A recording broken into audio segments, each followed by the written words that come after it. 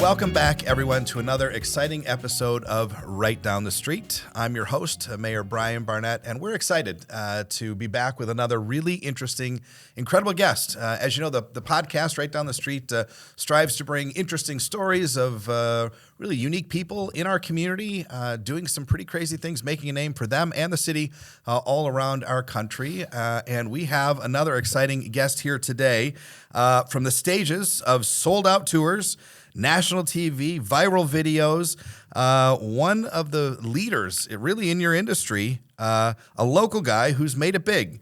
Member of the legendary group Straight No Chaser, spent 15 years traveling the globe and becoming a staple of our holiday playlists and so much more. I'm excited to get to know you a little bit. Rochester Hills resident Seggie Isho is here. Seggie, welcome to the program. It's great to be here. Let's give a moment for applause. That's probably enough. Okay, yeah. Felt like that might have been too much, actually. Probably, yeah. We can cut that out. This is exciting. We found out, actually, through kind of looking at some holiday events and looking at some things that some of the people in our office were planning to go and see some shows, saw Straight No Chasers was in town, started reading up, found out that one of the longtime band members is from our community. So first of all, tell us a little bit about what it's like to be a part of a group that's done as much as Straight No Chaser. Maybe for those people who haven't heard of the a cappella world, open us up to a little bit of that. Sure. So I'm now speaking to everybody because that's basically the audience that doesn't know what a cappella is or who Straight No Chaser is. A cappella is the singing without instruments. So think of a choir, but not as stale or, boring as a choir. We like to think of ourselves as the bad boys, the cool guys of a cappella. All of our choir listeners just turned off. Yeah, sorry. Three of them. But if you think of like shows like The Office and movies like The Breakup, how they portray a cappella is very dorky and nerdy. And yes, there is, of course, an element of that to the entire industry. But Straight No Chaser is an a cappella group that was started back at Indiana University in 1996 with the sole focus of meeting girls. When you go to a school like Indiana or even here, like if you go to U of M or Michigan State, if you're not on the basketball team or the football team, good luck, pal. Yeah. So we were like, what can we do to get into these sororities? And it was singing, and it worked. And here we are all these years later. We had a video go viral completely on accident on YouTube in 2007. It was the most viewed video of 2007. You care to guess how many views that was? I know, but I bet most people don't. It's north of 25 million views, isn't it? Now it is, but in 2007, it got like 11 million views, which back then, like when YouTube was in its infancy, that was considered a lot. Now it's nothing, but that got attention from Atlantic Records. Craig Kalman, who was the CEO at the time, saw the video himself, called the guy who posted the video, was like, I need you guys in my office. And the guy thought it was a prank. He hung up on him. And Craig calls back and he's like, hey, man, while we're on the phone, I need you to look up who I am so you know I'm telling you the truth. Yeah. And he looked him up and he was like, wow, like this is insane, but you have to know we're not a band anymore. We're just a bunch of older guys who live all over the country, working in different industries, different jobs. Yeah. Some guys are married with kids. He's like, I don't care. I need you in my office. So we go to New York. We sing for him. He's like, boom, presents with a record deal. We signed the deal. And about a year later in 2009, that was like when the last guy quit his full-time job.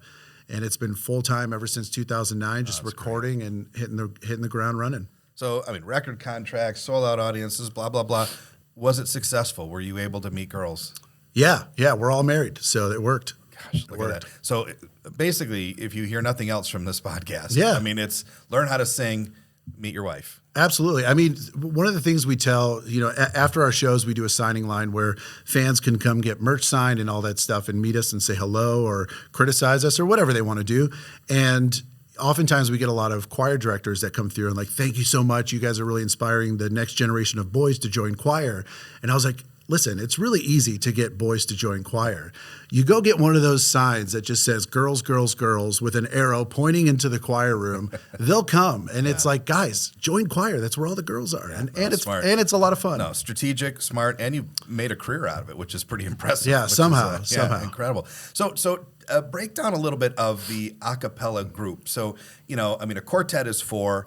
There's sometimes there are rules in these things. A symphony has this many groups or this amount of instruments, this kinds of instruments. A cappella group can be as many people as you want.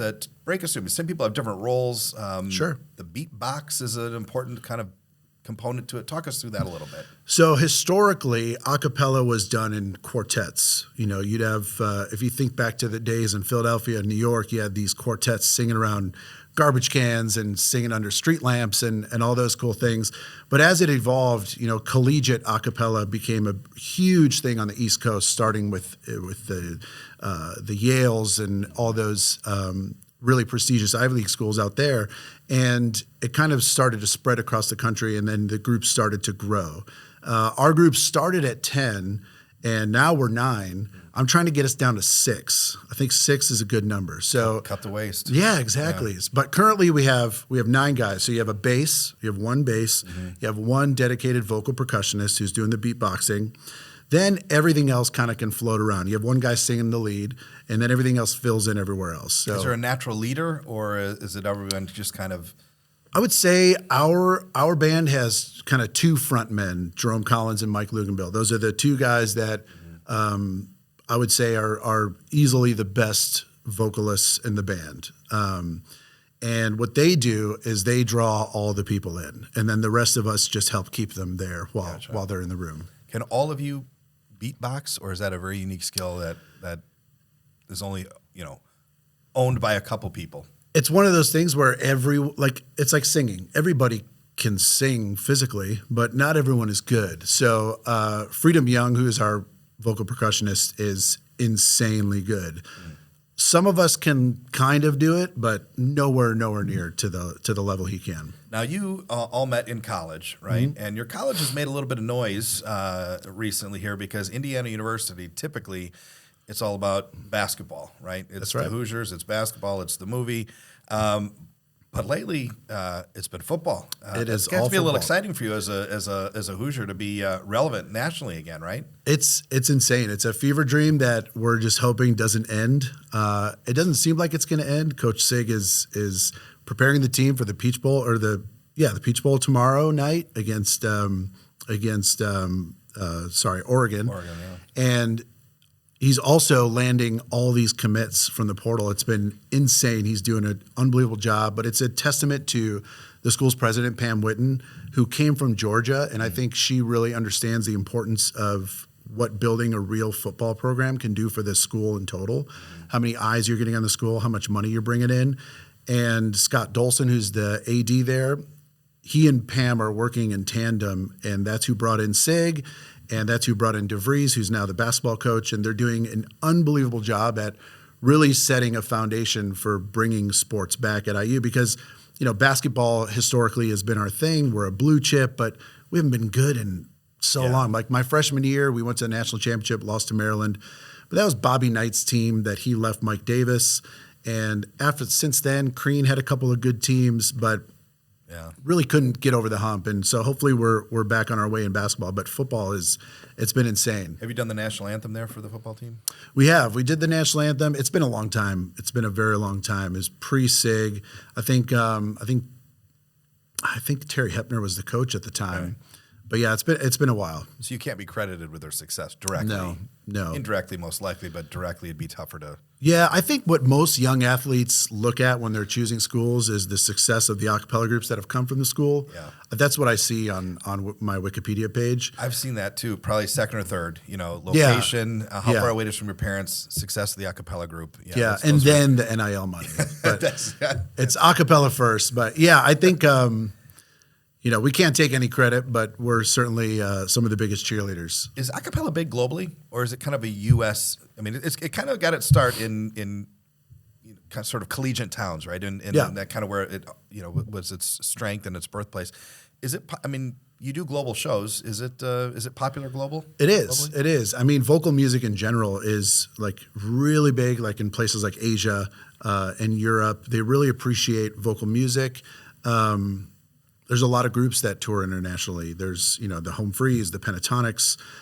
If you look back to the 90s, you've got Rockapella, who kind of paved the way for everyone else to come after them. They were like the first real a cappella group to basically become mainstream. And if you don't know who Rockapella is, they're the group that sang "Where in the World is Carmen Sandiego?" not get that out of our minds. Yeah, they did the that, right? Folgers theme song on the commercial. That's a big song of theirs. It's getting worse. It's getting worse. Folgers Yeah. in your cup, right? There it is. You said you couldn't sing. I don't right? even drink coffee. That's the worst part. So yeah, they paved the way, and it's pretty big. It's pretty big globally. You're obviously very musically gifted. You were a graduate of Rochester High School, which is fantastic. What got you into music initially?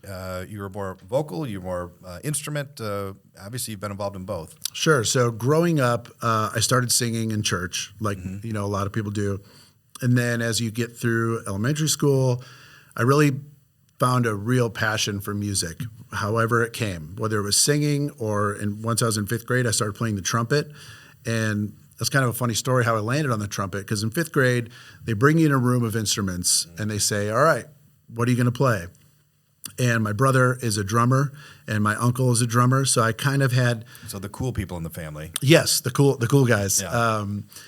I had a sort of an idea of how to play the drums. I had sat behind a set and I could kind of fake my way through. So I was like, all right, I want to play the drums. And they're like, okay, here's the pad. And it's just a rubber pad for the first 2 years of band. And I was like, that's lame. I don't want to do that. I already know how to play it somewhat of a set. So they're like, all right, well, if you don't want to do drums, what do you want to do? And I was like, what's a cool instrument? I was like, all right, saxophone. And they're like, oh, those are all checked out. So I was like, okay. So I asked the band director, who was Kenneth Milch at the time, and I was like, what's a cool instrument? He's like, what about the trumpet? And I was like, okay, I don't know anything about the trumpet. Yeah. And he handed me one and he said, try to make a sound. And I was able to really play a note right away. And that's pretty rare for a 5th grader. So he's like, this is what you're playing. You're not looking at anything else. This is what you're playing. So credit to him for noticing that and nurturing it. And he was my band director in 5th grade and then also in high school, at my first high school in Madison Heights at Lamphere. And so I was always doing musical theater. I was always doing plays. I was always doing band, marching band. But I was also playing sports and doing all those things. So constantly just keeping myself active, whether it was musically or sports or even academically. My parents were pretty strict on grades. So as long as my grades were doing well, I could continue to do all these other things without question. So yeah, started there and just found a real passion for it. And I got to Rochester, and honestly, Indiana University wasn't on my radar. And the principal at the time at Rochester, Principal May, was an Indiana graduate. And he pulled me aside one day, I think my second semester junior year, that's when I got to Rochester. And he was like, hey, have you thought about doing this, beyond high school? And I was like, yeah, kind of. That's kind of my plan. He was like, all right, well, you should really consider Indiana University. They have, the premier music program undergraduate in the country. So I was like, okay, it's the best. That's where I'm going. So I went down to Bloomington. I took a lesson with John Rommel, who was my trumpet professor there, and fell in love. And I was like, all right, this is where I'm going. And then that's what took me there. And had I not moved to Rochester, I wouldn't have ended up in Indiana. And if I hadn't gone to Indiana, I wouldn't have ended up in Straight No Chaser. And if I wouldn't have done that, I wouldn't be here right now talking to you. Look at that. So, yeah, really at the beginning of all of this is the city of Rochester It Hills, is. which is really amazing. It truly is. Straight No Chasers doesn't exist without the city of Rochester Hills. It exists, but without me. So maybe without better. But without you, who cares? Yeah, You know true. what I mean? True. That's what we say. So a lot of people dream about what it would be like to go viral, right? And yours was kind of unique. I mean, you kind of went viral twice, right? I mean, it was popular, and then it became really popular years later. Walk us through the days when you're texting your buddies like, are you seeing this? Like, oh my God, like this, we're back. Or, walk us through that. That's got to be kind of crazy. It's very surreal. And I think in a sense, it happening like that is what has allowed this band to stay grounded and stay on a path of success all these years. This whole thing was born overnight. And I think once you have that start, you understand that could also be your end. So every show we take as serious as the next. It's like this could be our last show for whatever reason. So let's make sure we're earning this applause after every show. Like we really have to earn it. But going through those beginning steps of people texting you the video or emailing you the video, it's like this is wild. This is this is before going viral was a thing. You know what I mean? This is in the early stages of YouTube. TikTok wasn't a thing. Instagram wasn't a thing. This is Facebook. the 12 Days of Christmas. 12 Days of Christmas. And it was just like, really? Like this song, of all the songs we do, this is the one that catches fire. And it's funny because, on this past tour, every year we'll put out another, video on socials of the 12 Days of Christmas. And this year it just went insane again. And it got, I think it's sitting probably somewhere around 17 or 18 million views on Instagram. And it's like, that's wild that it's still doing that all these years later. And it's, a question we often get is, do you guys get tired of singing that song? It's always the encore in our fall tour. Sure. And the answer is really no. You know what I mean? It's even though it's our 10,000th time singing the song, when you're on stage and looking at the audience, you're seeing everybody who's seeing it for the first time, and you're kind of living through that with them. So that's what really keeps it fresh for us on stage. So yeah, it's wild that it caught fire like that. It caught us all by surprise. And to be honest, when we got signed, I think anybody would be lying to themselves if they said this would be a success. Yeah. You know what I mean? Atlantic threw something against the walls just to see if it would stick. They threw a bone. And I don't think anybody really saw it going anywhere past that first year. The first album, Holiday Spirits, went to #1 on the charts. And I think people were like, oh, that's cute, and this will fade out after a few months, and then these guys 15 minutes will be up, but somehow we're still going. Yeah, it's wild. You and Mariah Carey, I think, make the most money on holiday songs year after year, which is an impressive group. There's probably like 200 to 300 people in between us, but yeah, we're on the same list. Talking with Seggie Isho of the group Straight No Chaser. Tell us a little bit about the name of the group. Obviously, some people might be a little confused about that. When you think about it, I thought about it. I think I got there, but take us through how that came together. Well, first I want to hear what you think. Well, I assume it's like an alcoholic drink, like straight. Like we don't need anything else. You're getting, the a cappella sound is without all the instruments and all the other stuff. And so, gosh, I hope this is right. Alcoholic drink. I'm not understanding that. I've heard people talk about them. But we've had guests before that have talked about them. Okay. I personally have never partaken, but we've heard that Chaser adds to it. A cappella is kind of the straight in your face. This is kind of raw music. Yeah. Right? So if I'm not right, we're going to cut this so that I am going to be. We actually just took a 5-minute break to look up what Straight No Chaser means and an alcohol reference. So now that I've read up on it, I'll explain it. So when you take a shot, right, and you don't follow it with anything after, right. Take a shot of tequila and you take a chaser of water or beer or whatever it might be to kind of ease the shot.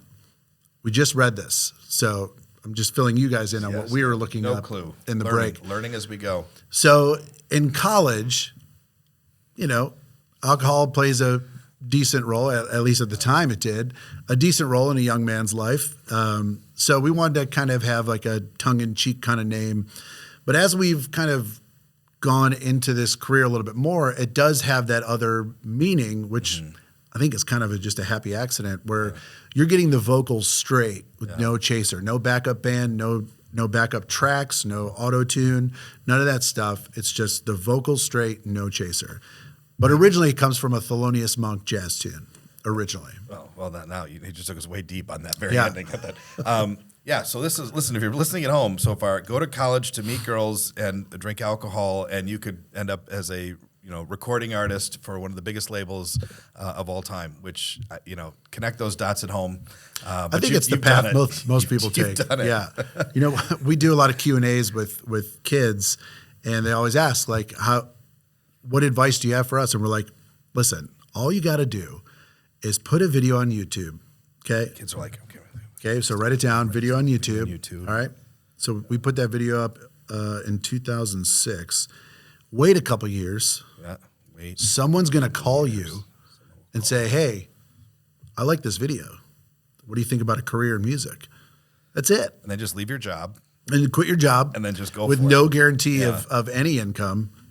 So luckily at the time we were all, single and no kids and no real responsibility. So we could take that risk. There were a couple of guys in the beginning that couldn't take that risk. Yeah. So that's why we brought in some other younger guys to kind of replace those dudes. But Yeah. here Your we parents are. at the time who were strict on grades, when you said, listen, I'm going to school for this, but I'm thinking about touring with a bunch of my buddies in a group that we've named after a shot. How'd that go over? You know, I'm very, very blessed to have parents that are supportive of my life in the entertainment business and in the arts. And they've always nurtured that growing up. You know, they always encouraged the private lessons and auditioning for things and, you know, playing in different bands and being in all these things. I know that's not the case for a lot of people. And that's tough, but I was very fortunate that my parents were like, hey man, if you guys think you can make this a thing, give it a shot. And we did, and here we are.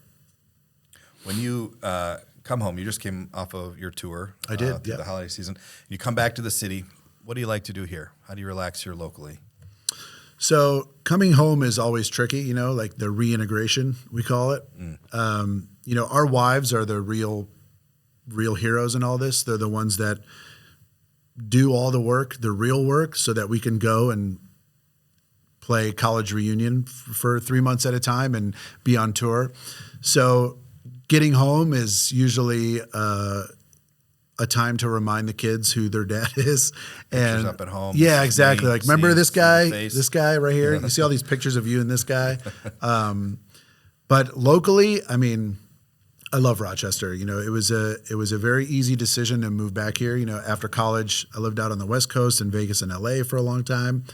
But, you know, when I got married, luckily I married a Michigan girl, and it was important to us to move back and to be around family and to be in a community where we knew it was great, where the schools are amazing. And that's why we chose to move back to Rochester, so our kids can have that great experience that I had and that my wife had growing up. So, well, as a surprise, we didn't tell you this. Your wife is here. Come on, we're out. going to bring her out right Come on now, out. and she's going to tell us what your marriage is really like when you're out of town. Yeah, no, I get a glimpse. I get a glimpse. It's tough. I mean, it's really tough for them, honestly. Like, we get to live this second fake life out on the road, and we're very lucky to do so. And it's only because they are the ones doing all the real work, dealing with the kids and all that stuff. Yeah, Rochester's great. I love Rochester. I spent a lot of time downtown. You know, I have a lot of friends that own a lot of businesses in Rochester, so I frequent those places all the time. I don't know if I'm allowed to give plugs. Of course you are, sure. Okay, these are unpaid plugs. 423 Main is a great spot that we go to all the time. Cafe 316 for some great coffee and It's very some bright treats. in there, but I love the place. It is I bright. love the people, but yeah, that's a great spot too. I kind of like the brightness. You know, you go into a lot of coffee shops and it's like real dim, and it's like you're gonna fall asleep. Yeah. You know, I like Cafe 316. It's like we're gonna keep you up, we're gonna keep you happy, and then we're gonna, you know, we got to turn you over and get the other customers out. Yeah. I spent a significant amount of time at Papa Joe's. Okay. I'm probably there 4 or 5 times a week. Met some fans after one of our shows from Rochester. They live on the other side over on the Adams side. Okay. And they're like, oh, you're from Rochester. That's incredible. Like, I can't believe we haven't run into you. I was like, hey, man, if you ever want to see me, Papa Joe's. I'm there all the time. Just like, oh, we need tomatoes. Going to Papa Joe's. Single item get. Exactly. Let me ask you a couple quick questions, kind of rapid fire. Let's go. Favorite place you've ever played? Favorite place I've ever played, I'd probably say Royal Albert Hall in London. Okay. Least favorite place you've ever played? Least favorite place we've ever played. Man, I mean, this will probably go back to the early days. There was this club we played in Pittsburgh where nobody had any interest in what we were doing on stage. I mean, the stage was literally about the size of this space right here, and you got 9 guys up there trying to sing and dance, and an audience that doesn't know who's there, and that was hard work. Well, as a surprise, we've got the owner of that Pittsburgh club here. Come on out. No, one item that is always in your suitcase every time you travel. Ricola Dual Action. Dual Action. Dual Action, yeah. Didn't even know they made that. Yeah. Favorite Detroit sports team? Oh, that's hard, man. That's so hard. I don't think I could pick one if I had to.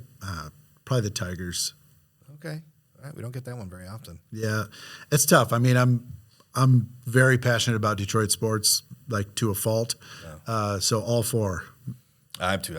And boy, we're finally having good seasons. I know. Yeah. One last question, but before we get to that, where do you see Straight No Chaser going in the next few years? I mean, anything big happening for them? Is the path that you're on is just incredible. Keep riding the success. What would be a great end of this story for you? I think if the 9 of us end up as the mayor of the 9 cities we live in. Keep singing. Keep singing. No, that's real work. We don't want to do that.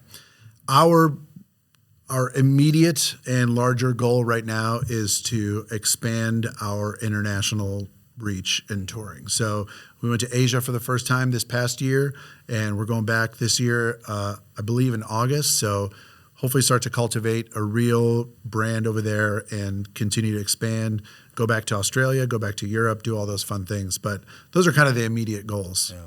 What a cool story. I mean, it's great to kind of hear how you took a small passion and were able to turn it into a career that has changed your family and your relationships and really a whole region. I mean, you've impacted a lot of people. You're part of a lot of people's holiday, regular. I mean, I think I told you before we came on, I tried to get tickets to your show once I knew that you were going to be on the podcast, and it was sold out.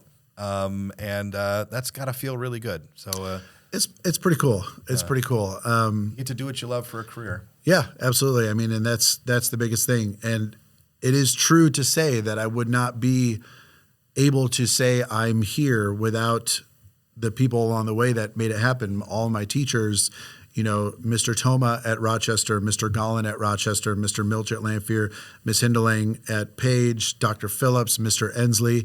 I mean, I'm very fortunate and very blessed to have grown up here and been in a place where teachers didn't frown upon a kid who was trying to be class clown and always interrupting and, always talking and trying to, perform for the class.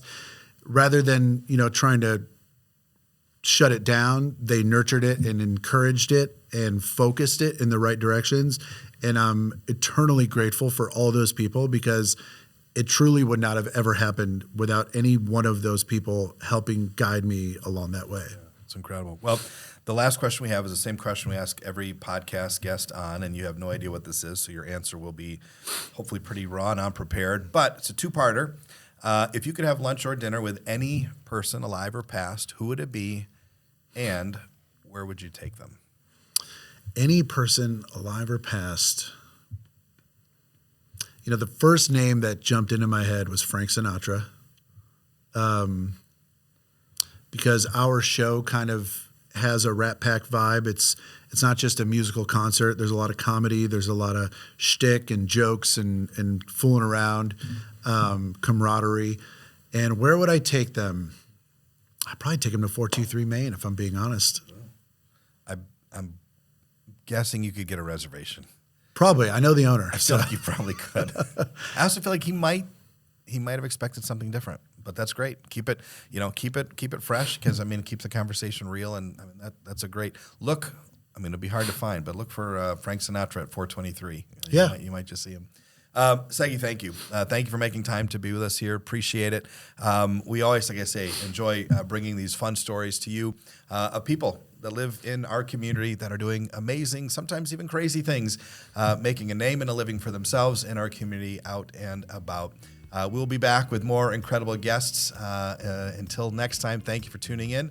And check out Straight No Chaser. Look at the website. Catch them on their next tour in the fall. And know that one of the guys up there, this guy in particular, has just come from Papa Joe's. We'll see you soon on the next episode. Thanks all for watching. God bless. Take care.